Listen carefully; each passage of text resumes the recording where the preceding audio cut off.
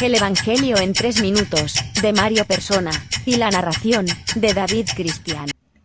Después que los hermanos de Jesús parten hacia Jerusalén para la fiesta de los tabernáculos, Jesús también va hasta allá, pero escondido. En Jerusalén las personas sienten curiosidad por él. ¿Dónde estaría él? Algunos dicen que es bueno, otros que es un engañador, pero el miedo que la gente tiene de los líderes religiosos les impide hablar abiertamente de Jesús. Este miedo existe hasta hoy. Durante siglos los líderes religiosos de Roma impidieron que las escrituras fuesen leídas por el pueblo. La posesión y lectura de la Biblia estaban restringidas a los religiosos y durante la Inquisición, miles de personas fueron quemadas vivas por leer o poseer copias de la Biblia. Líderes religiosos tienen terror de perder el control. Y esto no ocurre solo en el catolicismo, sino también en el protestantismo. Hoy en día hay muchos que creen que solo eres capaz de entender las escrituras y enseñarlas si pasas por la educación formal de un seminario o facultad teológica. Y aunque algunos sostienen que todos deben tener acceso a la palabra de Dios, la cristiandad continúa dividiendo a los cristianos entre el clérigo y laicos. En el capítulo 2 de Apocalipsis, Jesús condena tal idea y lo llama Nicolaitas, que en griego significa conquistadores del pueblo. La misma pregunta es planteada aquí por los religiosos judíos.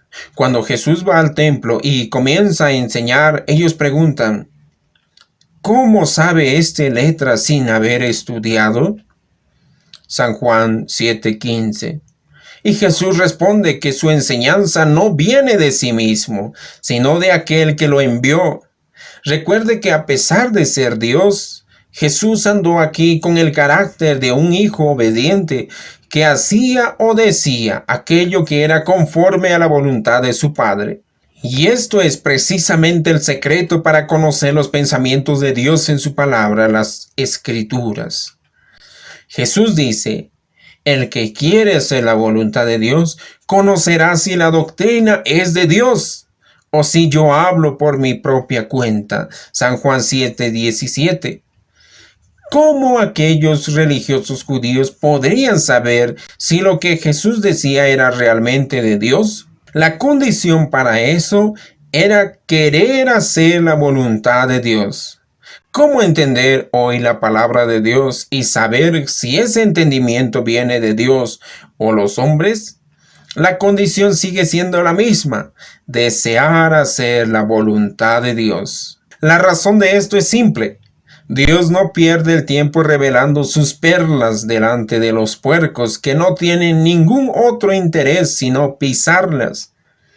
La palabra de Dios no está sujeta a la curiosidad humana, y las verdades más preciosas pueden acabar transformadas en cosas abominables cuando se mezcla con el ansia que el ser humano tiene de ejercer poder sobre sus semejantes.